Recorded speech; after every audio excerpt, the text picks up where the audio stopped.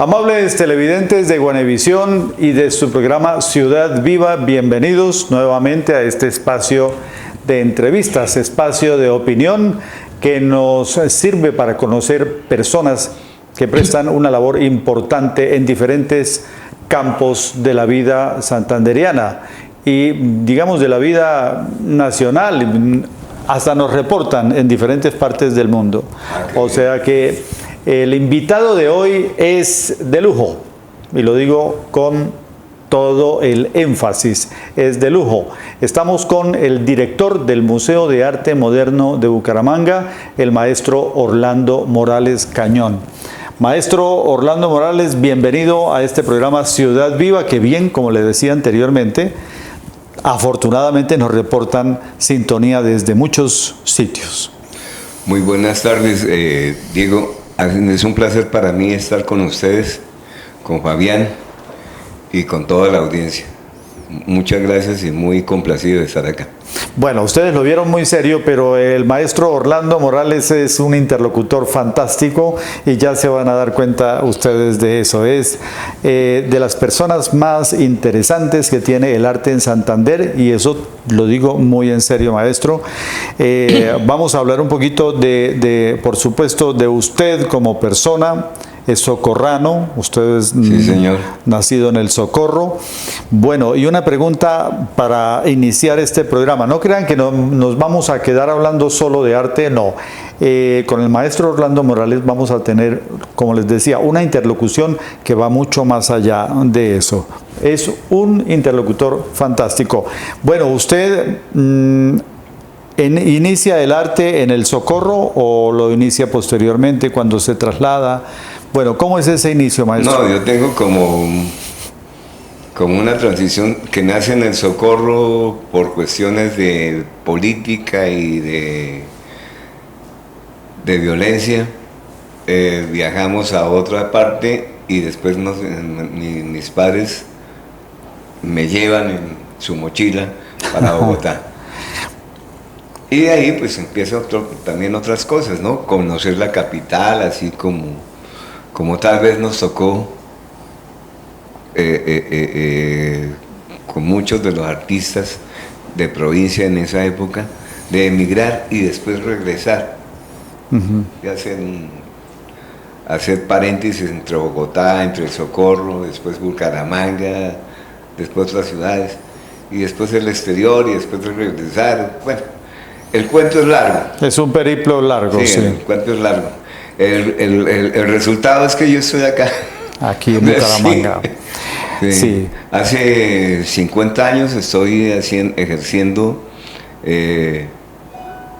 mi profesión, digámoslo así, sí, claro, como artista plástico, hace 50 años. En este año estoy cumpliendo 50, el año entrante 51. O sea que nos da usted el honor de tenerlo aquí en el programa Ciudad Viva, precisamente en este año en el que cumple los 50 de trabajo profesional.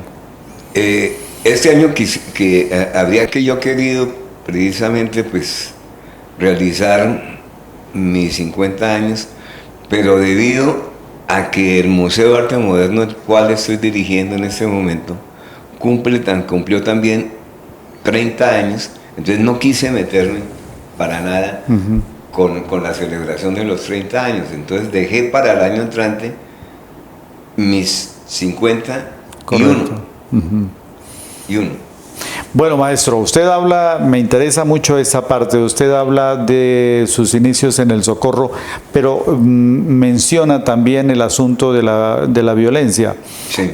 ¿Cómo transcurrió o cómo lo vio usted en su momento? Pues en esa época yo nací en el 1945, en este momento creo que tengo 70 y punta más o menos, ¿sí? Pero la violencia bipartidista de los chulavitas y de esa época, pues obligaron a mi papá a trasladarse para donde mejor le daba unas referencias de seguridad. Entonces ese fue como todero que era, se fue para Bogotá. Y allá pues transcurrió parte de mi vida de niñez, digamos. Bueno, pero sí sufrí, perdóname, sufrí porque unos familiares de mi padre también perecieron a raíz de eso, en el Socorro. En el Socorro. Sí. O sea, fue cruda esa violencia partidista en el Socorro. Sí, claro que uno de niño pues teníamos que 4 o 5 años, no visualizaba uno qué era lo que sucedía. Pero ya después, cuando uno va cogiendo conciencia de lo que sucedió en el país, pues ya ve qué desastre tan tremendo que hicieron y que nos crearon los politiqueros. Que nos fueron condicionando. Exactamente, porque era para un lado los chulavitas, para otros los ¿cómo es que llamaban los otros? Cachiporros. Cachiporros, entonces, eso es una cosa tremenda. Y hasta el sol de hoy, pues, porque eso no se ha podido preguntarle, eso iba a preguntarle, exactamente. Porque no hay mayor diferencia, digamos, entre lo que pasaba en esa época y lo que está pasando en este momento, ¿no? Sí, es lo mismo. Lo que pasa es que en ese momento, pues, no existe la violencia tan acentrada en los pueblos y las ciudades. Sí, pero eso siempre ha estado. Y qué lástima, porque un pueblo como el colombiano, una sociedad tan grande como esta, una sociedad donde hay muchísima gente importantísima, pero no a nivel de importante, sino a nivel de sentimientos. Sí. Se vea enfrascada en estas cantidades de cosas de la violencia. Es impresionante porque lo que usted dice, maestro, la cantidad de valores que hay en Colombia desde todos los puntos de vista, científico, educativo, artístico, es impresionante. Sobre todo, ahorita vamos a hablar de eso, sobre todo cuando el Museo de Arte Moderno hace un recorrido tan extraordinariamente interesante, pero ya lo vamos a mencionar. Se descubre gente, y ahí tenemos algunas anécdotas, se descubre gente maravillosa y uno dice, bueno, ¿cómo un país que tiene tantísima gente, tan valiosa y tan valiente, termina sumido en este nivel de violencia, ¿no? Que aun cuando es diferente a lo que ocurría en los años 40, pues básicamente es lo mismo, ¿no, maestro? Sí, no hemos cambiado casi nada. Sigue siendo el odio partidista, sigue siendo. Yo veía, le voy a hacer una acotación de eso, veía ahorita en las anteriores cuestiones de las elecciones, sí, que a pesar de que estábamos en una cuestión de que ya no hay violencia, que tal, seguía siendo la misma como la misma cantidad de ofensas, de sacarse los cueros al sol, en vez de quedarse tranquilitos y ir y tomarse un whiskycito y bueno, y arreglemos la cosa. Y bien que cae un whiskycito, ¿no? Eso le estoy diciendo. Más adelante. Es como el mensaje, ¿no? Sí, Diego, así es eso, pero desafortunadamente no hemos podido superar eso. Hay como una tendencia en la población, una tendencia yo diría que al odio, ¿no? La rencilla muy violenta. Ahora tenemos los medios, ¿cómo se llaman? Las redes sociales, y a través de las redes sociales uno ve y escucha una cantidad de agravios y de insultos que uno dice, bueno, ¿cómo una población puede sobrevivir así, ¿no? Sí, y lo levantan más así. Claro. Entonces la incitación a cadenas de odio es mucho más efectiva. Más grande. Claro. Sí. Uno recuerda, por ejemplo, bueno, yo no lo recuerdo, no estaba en el momento, pero sí se sabe por documento histórico que la radio fue uno de los agitadores más fuertes que hubo en la violencia. Así cuando el 9 de abril. Claro. Sí. Yo me acuerdo, yo estaba muy pequeño cuando el 9 de abril, pero nosotros vivíamos en Bogotá y vivíamos en el barrio, donde era el barrio más, más importante para Jorge Eliezer Gaitán. Usted que estaba en Bogotá, ¿cuál es? No sé decirle, pero sé que es un barrio... queda arriba de la séptima. Sí, correcto, arriba de la carrera séptima, pero no recuerdo el nombre, maestro. Bueno, allá nosotros vivíamos. Mi papá, como anteriormente le dije, era un todero. Sí.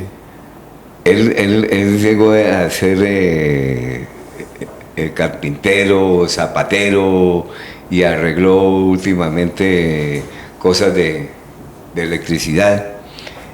Y cuando lo cogió el 9 de abril, lo cogió en un banco en la séptima. Un banco, sí. Un banco.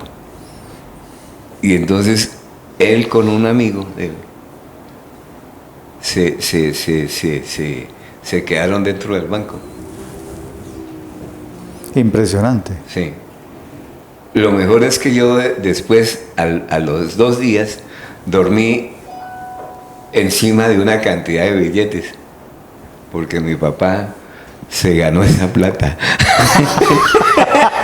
Oiga, usted durmió sobre billetes, sobre maestro. Billetes en mi cuna. En mi porque camita. Su papá a se lo lo pobre, ganó. a lo Su pobre. papá se lo ganó. Se lo ganó, eso sí. Entonces, ¿cuánta gente no se ganó en ese momento? Claro. Una cantidad de cosas. Claro. Y él me decía, ¿qué le parece lo que yo hice? Chévere. ¿Sí? No por eso estoy diciéndole a la gente que haga eso. No, por supuesto pero que no. Es una anécdota que tengo yo de mi padre. Claro, pero es que estamos hablando del 9 de abril Sí, de 1948, no estamos hablando de cualquier Y él estaba suceso. encaretado allá en el banco.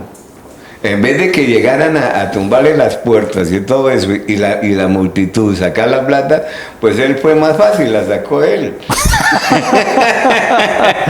Oiga, eso es una anécdota increíble, Sí. maestro. Sí. Mi papá y mi mamá contaban del 9 de abril. Su padre estuvo Sí, allá en esa claro, época. claro, ellos estaban de novios en ese momento en Bogotá y contaban del 9 de abril cosas verdaderamente atroces, ¿no? Sí, atroces. De cómo fue destruida Bogotá en el lapso como de un día más o menos. Sí. Totalmente. Nosotros vivíamos en La Perseverancia. En La Perseverancia. Arriba. Sí, correcto. Sí. Era el barrio más apetecido no, sino donde tenía más hinchada Jorge Eliezer Gaitán. Exactamente, Y sí. eran Ahora sí me lo recordó. Me lo recordó bien, La Perseverancia, sí. Sí. Él viene de ahí, del barrio de La Perseverancia. Exacto, sí. Y él iba a jugar tejo y ahí abajo, en unas canchas que tenían de tejo. ¿Usted conoció al Al prócer no. No lo conoció. No, yo estaba muy pequeño. Muy pequeño, sí, correcto. La única pero estaba durmiendo sobre billetes. Yo dormí sobre billetes. ¿Quién pudiera ahora dormir sobre billetes? Maestro, esos son recorridos extraordinarios que tienen que ver con la vida nacional, ¿sí?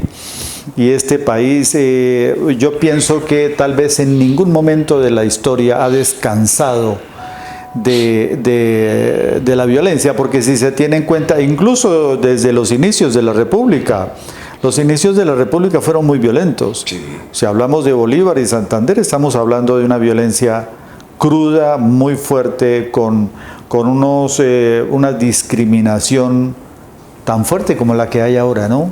En Colombia. Sí, señor. Entonces, bueno, maestro, usted vivió, así sea muy pequeño, y lo vivió acostado sobre billetes. Por eso es que yo digo, nosotros, la vida de nosotros los hijos de los ricos. Ajá. Claro, hombre, qué más rico que usted, oiga.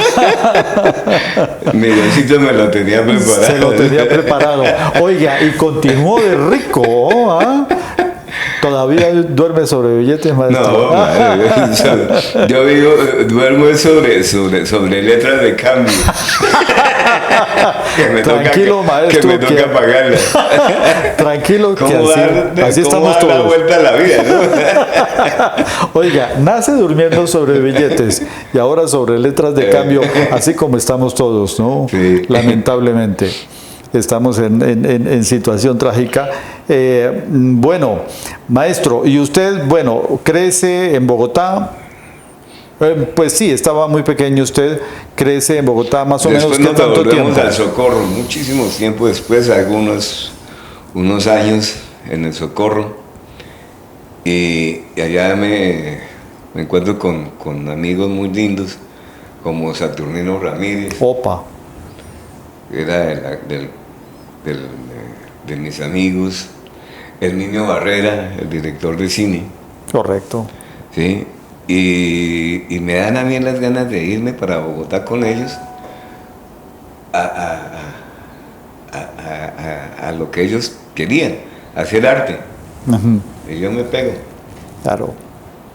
Y llego a Bogotá también y pasamos las maduras y las inmaduras, pero salimos avante.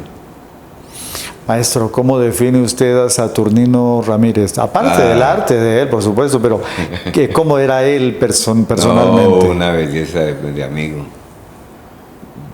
Él y Herminio para mí fueron algo muy bello en mi vida del Socorro, porque los dos eran increíblemente buenos amigos. Las veces que yo estuve en Europa, iba a visitar a Satur y me daba posada en su estudio, y si no tenía yo plata, pues me regalaba unos dólares, y tuvimos una amistad hasta el fin de sus días. De sus días, sí. Y con Herminio lo mismo. Con Herminio, él hacía cine, y cuando yo iba al Socorro, nos veníamos los dos para el Socorro, y teníamos una misión y mostrábamos las películas en las veredas. Hacíamos cine en las veredas. Cogíamos el carro de él y llevábamos el proyector y todo eso, y les decíamos a los vecinos de las veredas: les vamos a presentar cine esta noche. Ya aquí en Colombia. Sí, con Herminio. ¿Y por cuáles veredas, maestro? ¿Cuáles Por las recuerda usted? aledañas al Socorro, por todo eso, Oh. todo eso. Las visitábamos todas. Sí. De ahí entiendo yo que podría también venir mucho de la labor suya actualmente en el Museo de Arte Moderno de Bucaramanga. Estamos con el maestro Orlando Morales Cañón, director del Museo de Arte Moderno de Bucaramanga, porque de todas maneras uno como que se queda con... Es una manera de ver el arte, es una manera de entenderlo, y es una manera de aplicarlo, ¿no? De hacerlo conocer. Sí. Yo soy un artista empírico, y lo puedo decir a grandes cosas porque soy empírico. Sí, no tuve una academia, pero he investigado, he brujeado. Sí, Sí, porque claro, es que eso, claro. eso es lo lindo de poder dedicarse uno a estos menesteres del arte, y sin la ayuda de la academia, poder hacer lo que uno ya ha hecho, ha realizado. Yo me hice muchos amigos, artistas, y con ellos, con la amistad que tuve con ellos, me iban explicando tal cosa, me iban explicando tal otra cosa. Todas las herramientas posibles me las daban a mí. Maestro, mire, uno en la última exposición suya que fue hace poco, usted hizo una exposición, hace relativamente poco hizo una exposición. Bueno, y uno observa ese trabajo y es impresionante. ¿Cómo podemos definir su arte? ¿Es un arte abstracto, geométrico? Sí, yo me defino en el constructivismo geométrico. Constructivismo, exactamente. Sí, de la misma tendencia de Ramírez Villamizar, de Omar Rayo. Omar Rayo. Sí, Ante todo, Ramírez Villamizar.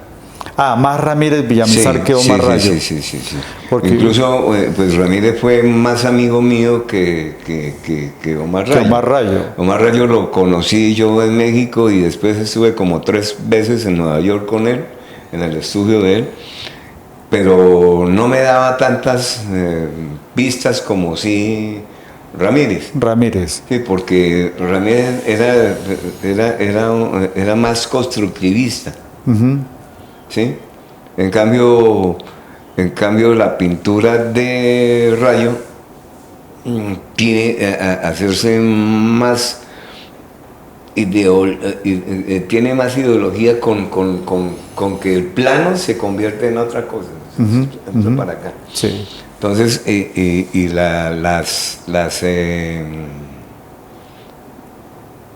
las técnicas que él usaba nunca las dejaba ver.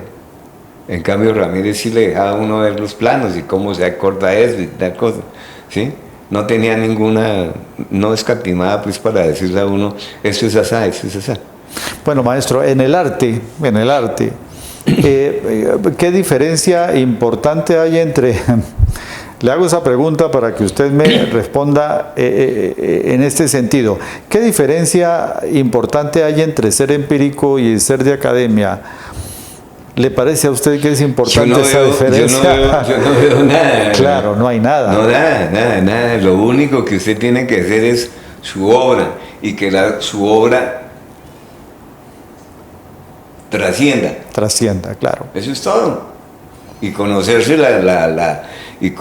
las calidades de los elementos, brujearse, la cocina, todas esas cosas que decimos nosotros, sobre todo la cocina, ¿sí? Que son cosas que quizá la academia no se las da. No, claro que no, por supuesto que no. No, y acá me voy a referir específicamente, ya que estamos hablando de eso, porque los artistas que están saliendo ahorita de las escuelas de bellas artes y de la universidad, no me voy a referir a qué universidad, pero es una universidad muy importante. Entonces, sí. Pero dijimos que íbamos a hablar de todo. No, pues sí, pero usted ya sabe cuál es. Sí, pero el televidente... Entonces salen con una cantidad de carreta. Sí. Porque ahorita lo que se necesita es que el artista sea conceptual. Sí. Entonces yo le pongo le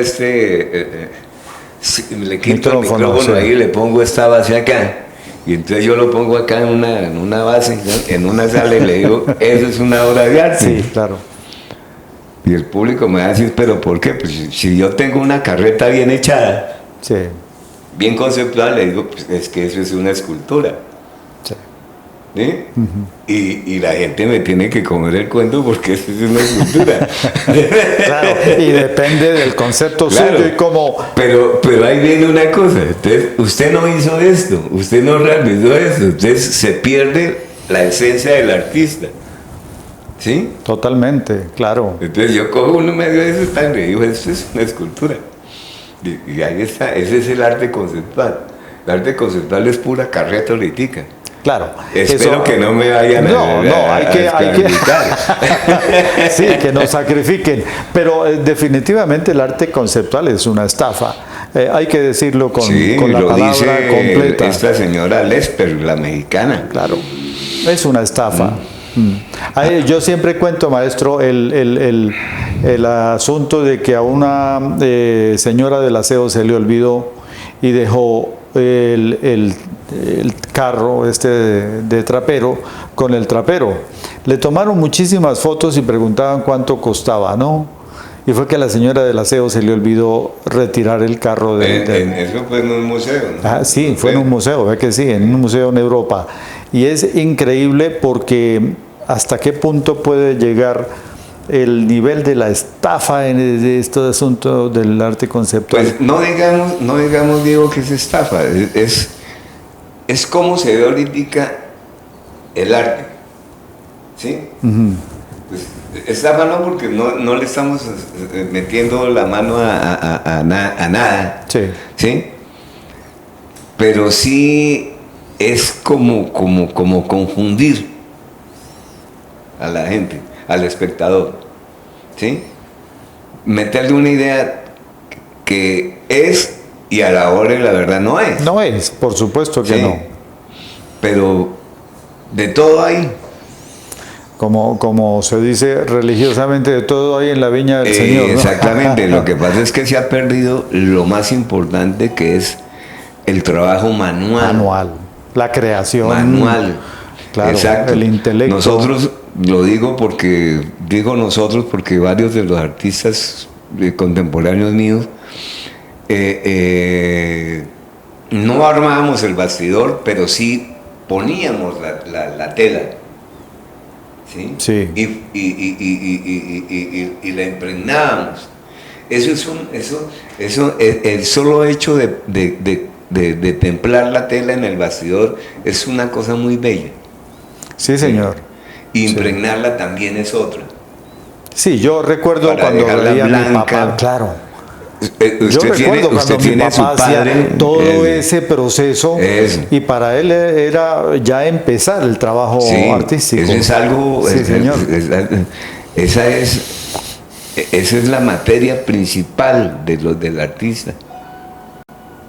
Ahora usted usted necesita una obra de tanto, entonces ya la compra en la Panamericana, Sí. le venden ya templada y todo eso. Pero lo más importante era eso, templar. Sí, señor, sí, señor. Eso era el inicio del proceso creativo realmente. Hay una cosa muy interesante que usted dice, maestro, y es que efectivamente esto no lo hizo usted. No. Y esto tampoco lo hizo usted. Nada de esto está hecho por el artista. Luego ofrecerlo posteriormente como arte. Yo soy un poquito más drástico. Yo sí le aplico la palabra estafa porque lo es. Hay un artista europeo, pero no recuerdo exactamente cómo se llama. No lo recuerdo en el día de hoy. Bueno, él simplemente pone unos vidrios. Yo sé que de golpe usted lo ha visto, pone unos vidrios, no espejos, vidrios en una sala de exposición y luego con un martillo los rompe, ¿no? Eso se supone que es arte. Es increíble, pero yo cuando lo vi no podía creer, no tanto el artista, sino las exclamaciones de júbilo por parte de la gente cuando veían que él rompía los vidrios. Entonces, es increíble en qué nivel de idiotez ha caído la sociedad contemporánea, ¿no? Que le despierta júbilo y exclamaciones porque rompió los vidrios. Eso es increíble. Bueno, es una decadencia de la sociedad contemporánea. Yo iba a preguntarle eso a usted, maestro. ¿Cómo ve la sociedad contemporánea en general, no solamente en relación con el arte, sino en general? Esta sociedad que nos tocó vivir, ¿cómo la observa? ¿Qué análisis le hace? Bueno, de todas maneras uno tiene que como no adaptarse a ella, pero sí hay cosas que toca aguantarlas. Yo veo que como esta es una sociedad de consumo, Sí. es una sociedad de consumo y consumismo. Y consumismo, exactamente. Entonces, pues, estamos pegados a lo que el consumo y los medios publicitarios y esa cantidad de cosas que hay nos llevan a eso, a lo que estamos. Somos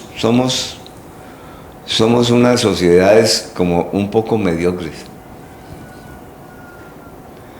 que quizá nos pueda salvar el arte, pero lo digo de buena manera, pero no los articulios Sí. que nos quieren meter. Sí. Pienso que en realidad pues nos toca aguantarnos esto que estamos viviendo, porque en realidad no podemos hacer más. Como sociedad, por ejemplo, si nos vamos a verlo la sociedad bumanguesa o la sociedad de Florida Blanca o la sociedad de Piedecuesta. ¿Sí? No damos más, no da más. Entonces nos toca aguantarnos con lo que estamos. Ir a cambiar cada año la nevera, el televisor, sí, claro, las claro. cosas Es que terrible, la señora va de shoppings. Le toca cambiar. Claro, y a las uno no le, tarjetas. oiga, y a uno no le compran Ya un uno no le saquito. compran nada, oiga. Ni siquiera un par de medias, maestro. ¿Ah? Esta sociedad consumista tan decadente, tan... Pienso que nadie en el mundo valora esta sociedad, porque es una paradoja. Sí, la gente está consumida, valga la expresión, por el consumismo, pero al mismo tiempo se dan cuenta de que es una vida sin mucho valor, ¿no? Sí, usted no vive sino del momento. Sí. El momento de que hay que comprar tal cosa, hay que no sé qué, hay que cambiar el carro, hay que, Sí, todo es nada más. nada más. Aquí toca decir, como decía Jean Baudrillard, el gran filósofo francés. Los hijos, eso sí que es un cuento aparte. Sí. Papi, cómpreme la nueva tablet, cómpreme la nuevo teléfono, lo que sea. Eso sí quedan pereque. Sin embargo, hay algo interesante ahí que quiero que hablemos un poquito más adelante, maestro, porque vamos al primer corte. Pero yo decía que la sociedad actual es como lo que decía Jean Baudrillard en relación con la publicidad. Es la gente no cree en la publicidad, pero actúa como si creyese en ella. Es más o menos lo que está pasando en la sociedad actual a nivel mundial. Eso no es un fenómeno de Piedecuesta, ni de Florida, ni nada, un fenómeno del mundo entero, sí. Claro.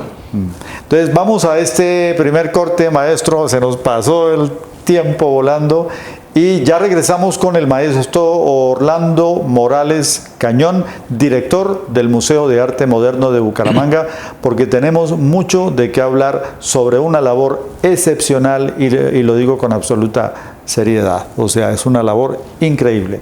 Ya regresamos con ustedes.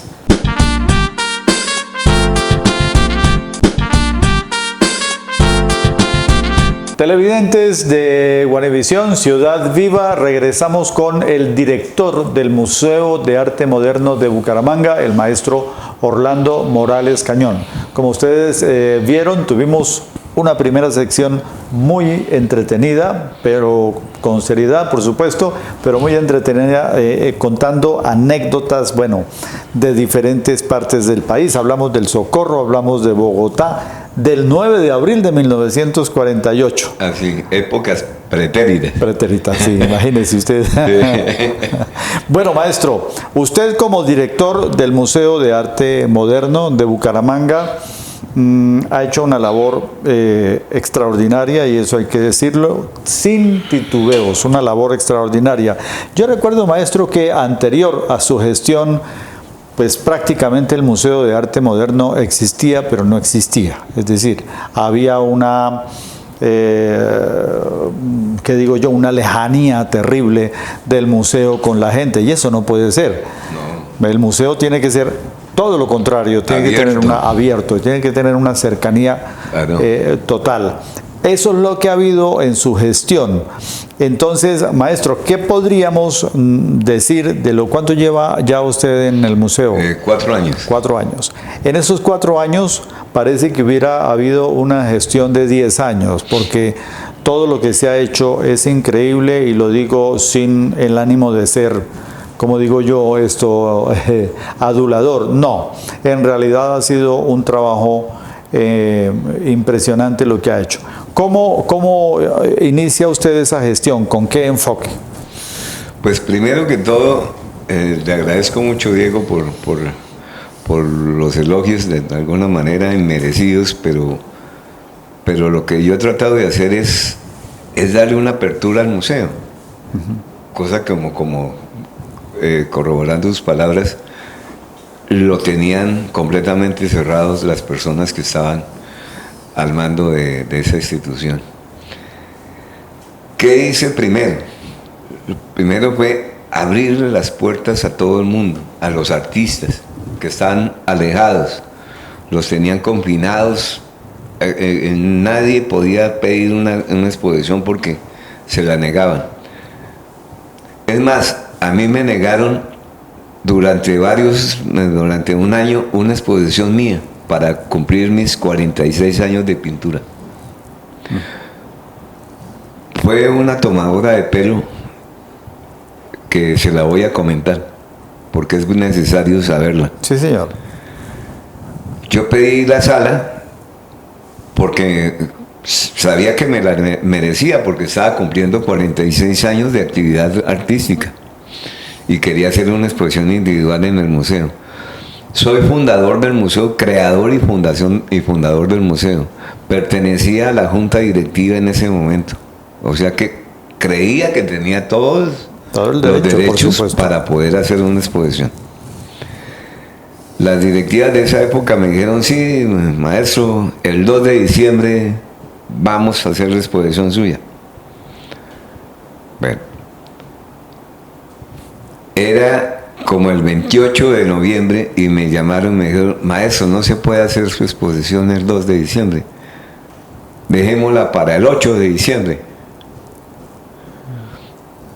El 6 de diciembre me dijeron: maestro, no se puede hacer, pasémosla para el 17 de diciembre. Y resulta que el 17 de diciembre me decían que la hacían y el 20 de diciembre se cerraba el museo. ¿Es tomadura de pelo? Claro que es tomadura de pelo. Tomadura de pelo no solamente con usted, sino con la gente, ¿no? Exacto. Con el espectador, digamos. Afortunadamente yo no hice un catálogo, no invertí ni un peso para eso y dejé que las cosas sucedieran.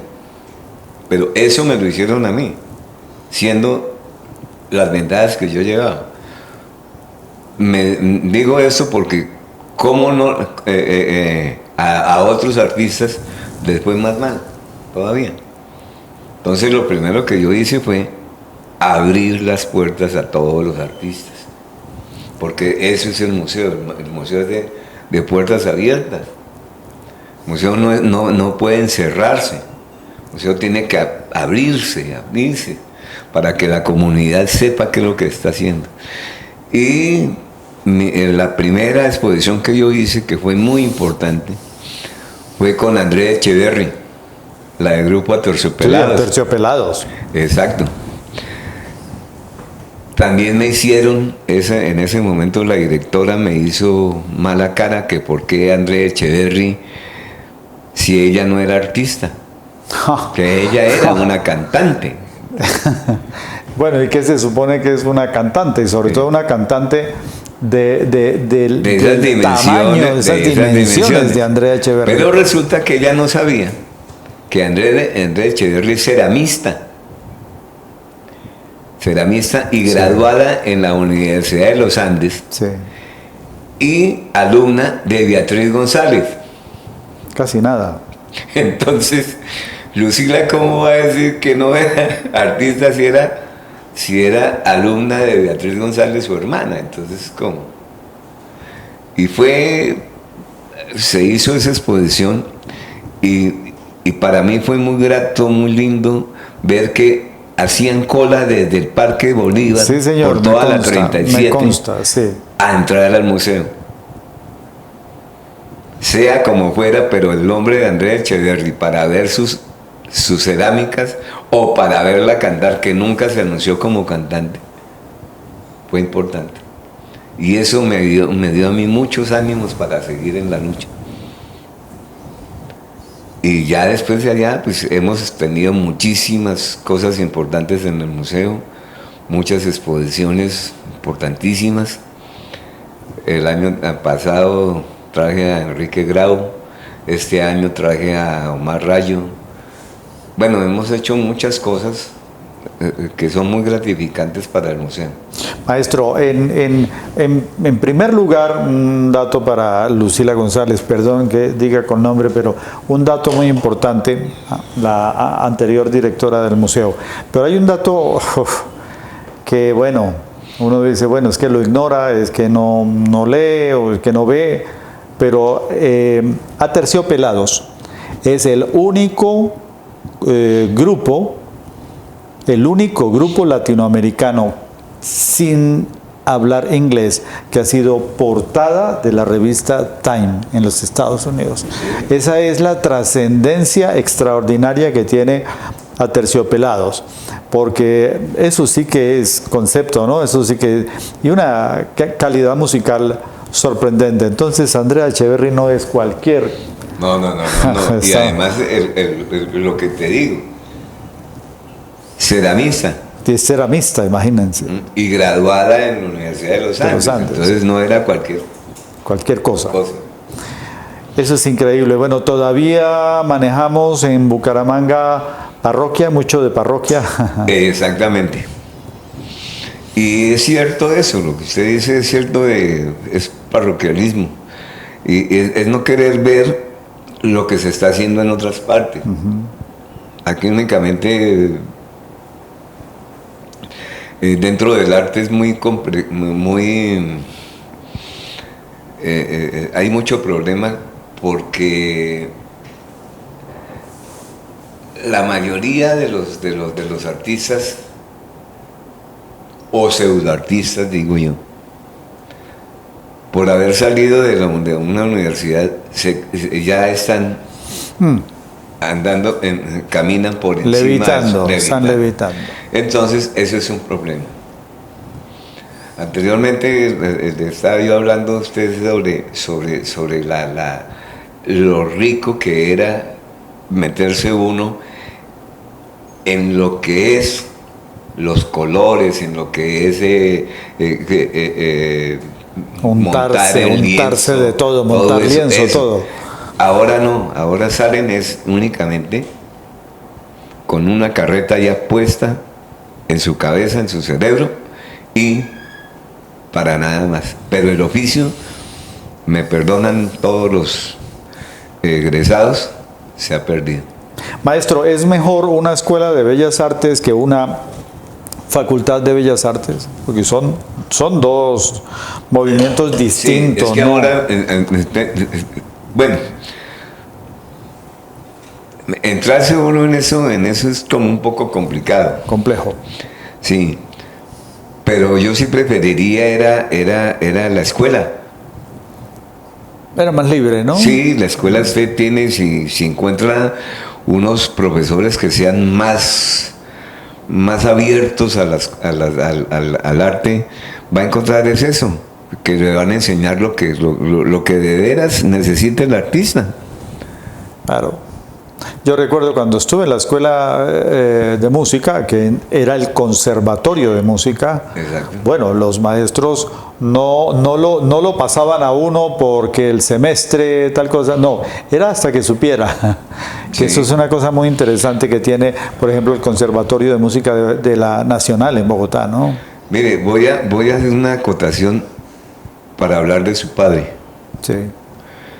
Él estuvo dirigiendo la escuela de artes. Sí, la escuela de artes. Artes, sí. De artes. Sí. Y él era el que nos enseñaba a manejar los medios. Sí, señor. Eso es lo que se necesita, no tanta carreta. Sí, señor. ¿Sí? Eso, él es el que nos enseñaba en esa época al expresionismo, que él era tan... Claro, era expresionismo abstracto. Sí. Qué maravilla, maestro. Bueno, hablando de su labor en el Museo de Arte Moderno de Bucaramanga, hay cosas muy importantes, sumamente importantes. Repito, no es adulación, es cierto. Entonces hay unos trabajos, por ejemplo, ahí están pintadas, que hoy en día ahí están pintadas. Ya es un emblema del arte en Bucaramanga. Sí, eso es extraordinario. Eso ya es algo que se nos... Afortunadamente, se institucionalizó. Sí, afortunadamente, a pesar también de que la antigua directora me dijo que no, que eso no me podía ponerle tener ese nombre, porque estábamos denigrando de la mujer. Entonces, imagínense ustedes. Yo seguí, y ahí está, y vamos para el quinto Sí. para el quinto evento que se inauguró hace unos días. Y a propósito, los que nos están viendo, los quiero invitar muy amablemente para que hasta el 23 de noviembre está abiertas las salas en el Museo de Arte Moderno de Bucaramanga con esa gran exposición. Maestro, ¿en qué consiste Ahí Están Pintadas? Yo recuerdo que el primer evento, el lleno era tan impresionante en el Museo de Arte Moderno como no se veía nunca se había visto. Era un acontecimiento extraordinario. ¿En qué consiste Ahí Están Pintadas? Es un evento únicamente para mujeres, en el cual al principio fue solamente pintura, escultura y dibujo y artes visuales. Ahorita ya tenemos pintura, escultura, grabado, nuevas formas, video. Tenemos 10 disciplinas. 10 disciplinas. Sí. Y es solo de mujeres. Nada más. Qué maravilla. Nada más. Tenemos poesía y canto también. Qué maravilla. Porque hay que meter todas las cosas que las mujeres, de una manera u otra, pues son las que realizan muchas cosas. En este año les puse el título Ahí Están Pintadas las heroínas. Fantástico, sí. ¿Por qué las heroínas? Porque las heroínas son todas las mujeres.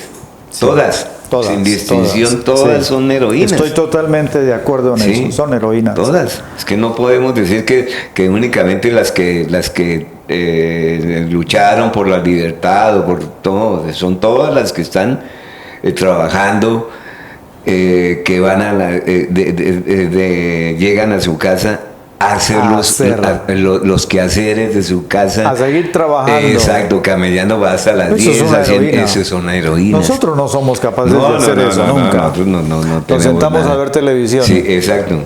Y es cierta esa. Y mi hija, páseme el café. Páseme el café. Y bueno, ¿y qué preparó, no? Exacto. ¿Qué preparó en vez de levantarse, mijito, y vaya y frite los huevos? Entonces es algo que esta vez tenemos 50 y pico de artistas participando, de 80 y pico que se inscribieron, entonces tocó hacer una curaduría. Una curaduría y están 50 y pico. Entre todo, poesía, tenemos hasta tríos, todo lo que hacen las mujeres. Todo lo que hacen las mujeres. Eso, dentro del arte. Pero bueno, ¿a qué se debe el éxito tan extraordinario? Porque allá no van 10 personas, no van 20 personas. No, se llena. Como pasa en el Festival Internacional de Piano, que después de haber sido semejante maravilla, volvió a convertirse en una rosquita de 10 señoras. ¿Qué es lo que ha garantizado ese éxito tan tremendo, maestro? Pues yo no sé, en realidad, si hace unos apuntes de lo que ha sucedido, pues es que hay muchísimas artistas, mujeres, muchísimas.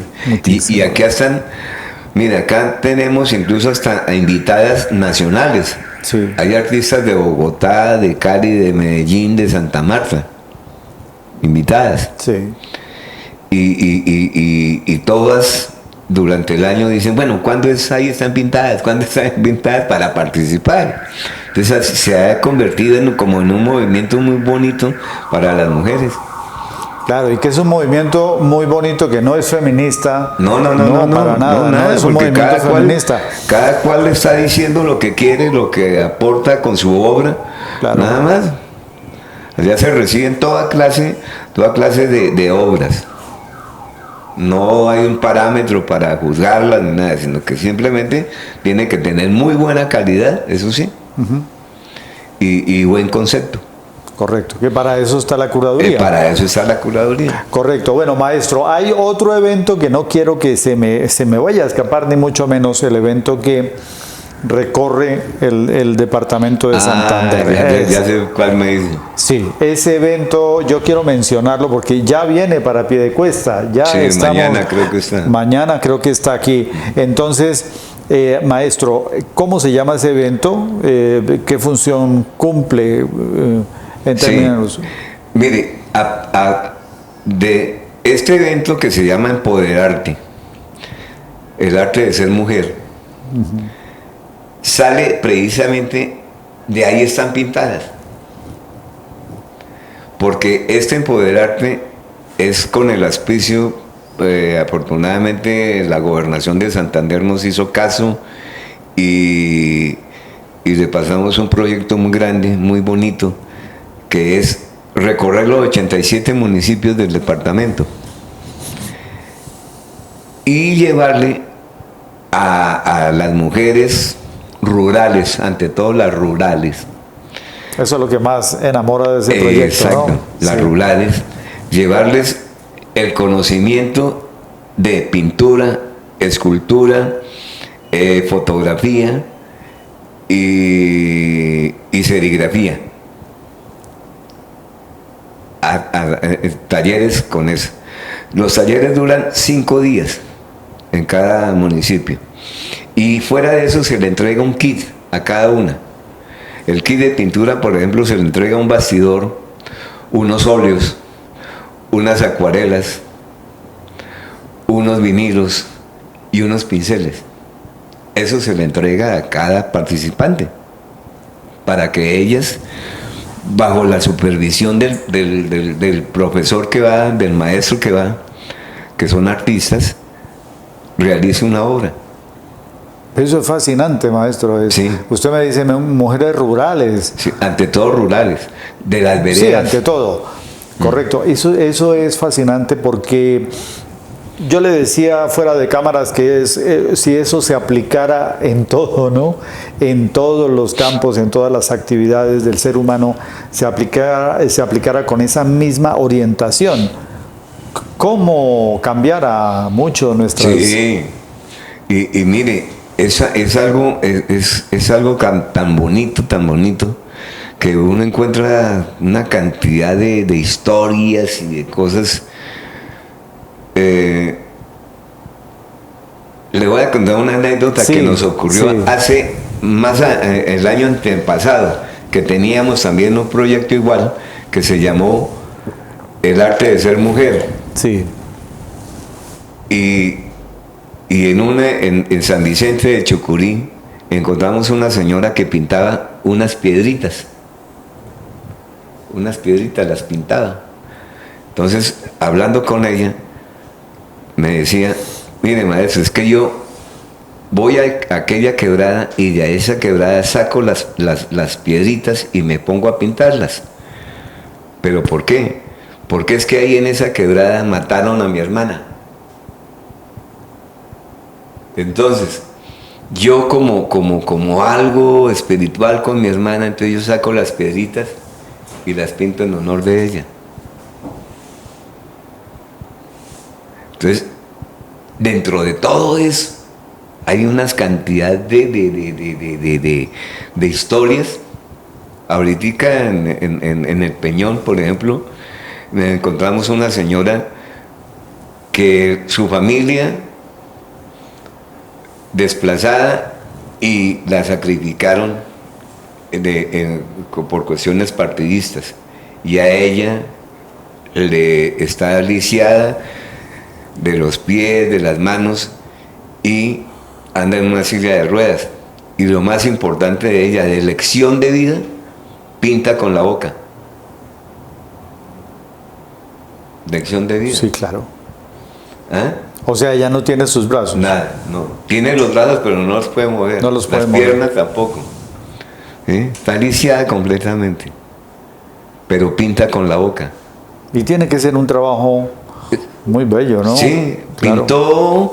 pintó un paisaje en el cual se referencia lo que ella tiene al frente de su pueblo, y quizá cosas rememorando los personajes que a los cuales le dieron muerte, la guerrilla, y plasmó eso. Entonces es muy bonito las cosas que están. Otra señora por allá en una vereda llegaba a la biblioteca donde estábamos dictando los talleres en caballo. A caballo. Llegaba a caballo. A caballo. Porque vivía lejos, una vereda lejos. Y cuando se regresaba a caballo. Entonces, vea. ¡Qué maravilla! Sí. Claro, qué maravilla. Y es una prueba de que, bueno, todos los seres humanos somos potencialmente artistas. Que tenga una u otra orientación, eso es otra cosa. Pero para ellas eso es algo muy bonito porque las desestresa, ¿sí? Y le saca todo lo que ellas tienen dentro. Y llegan los Budas y lo plasman en las cosas que hacen. Es importantísimo. Es una obra fantástica, la del museo. En este caso es una obra fantástica porque, vuelvo y le digo, sin el ánimo de ser muy repetitivo, pero vuelvo y le digo, ¿qué tal que eso se hiciera con otras disciplinas, no? Sí. Permitirle al ser humano que se exprese, que cuente, que diga, que pinte, porque hay también gente magnífica, maestro, en escribir. Hay gente que hace novelas, sí, novelas. Claro. Y son maravillosas, uno las lee, yo lo digo porque lo conozco, uno las lee y uno dice, bueno, ¿cómo se pierde todo esto? Pero el museo precisamente está haciendo esa labor. Es para mí es muy satisfactorio esto porque que el Museo de Arte Moderno de Bucaramanga ya se conozca en los 87 municipios del departamento. Sí, eso es fantástico, eso es una ganancia tremenda. Tremenda, porque para consolidar en publicidad, para consolidar una marca, ¿cuánta plata uno se gasta?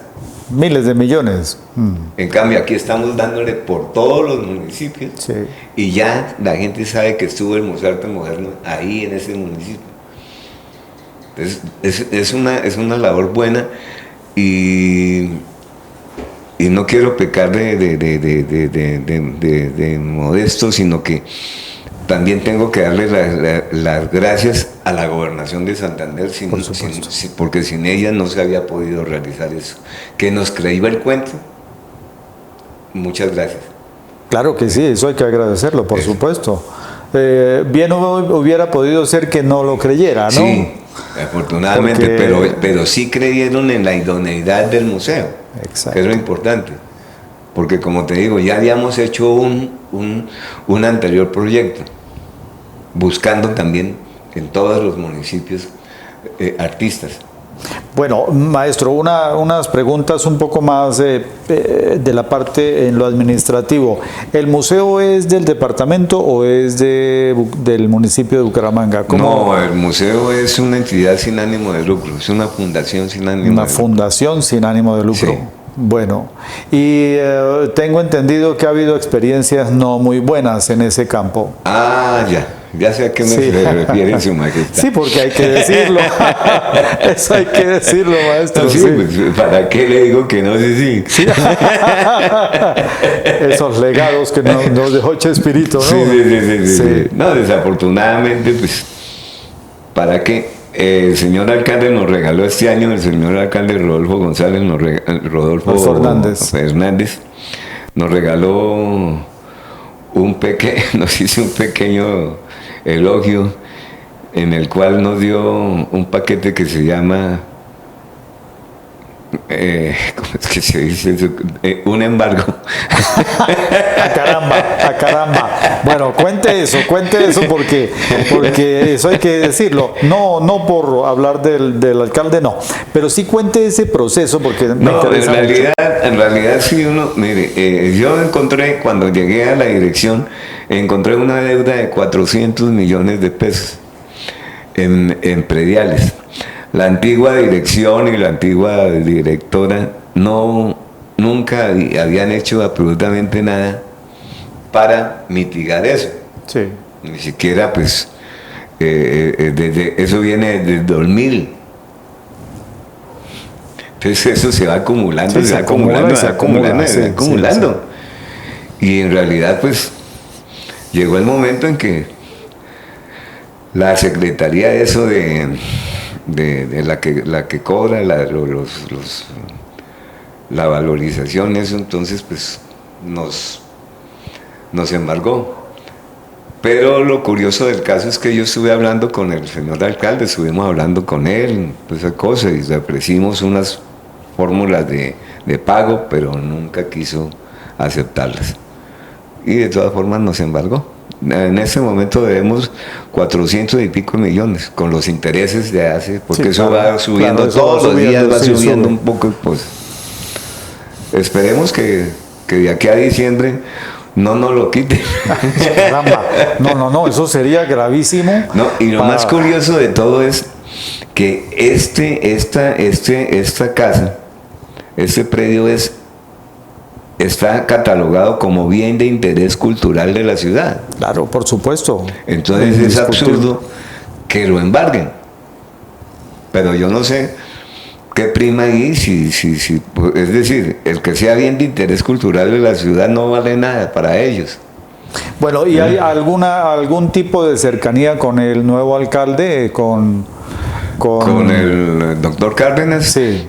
Pues sí. Lo mismo que hubo con el doctor Rodolfo, que sí, pero no. Caramba, porque eso... hay que tener en cuenta, por ejemplo, lo más raro es que el hermano de Rodolfo, o sea, Gabriel Hernández, sí, fue socio fundador del museo, junto con nosotros, con los artistas. Sí. Pero a él no le importó nada. El museo no le interesa a él para nada. Ese es el problema cuando ya uno se mete a filósofo por internet. Sí. Eso es pasa.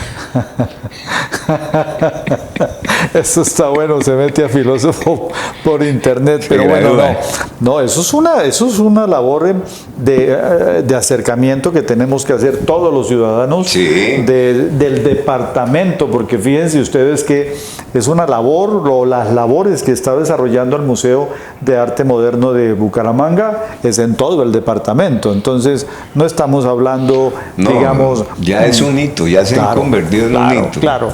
Y entonces no estamos hablando de esos grupitos pequeñitos, de las mismas 10 señoras.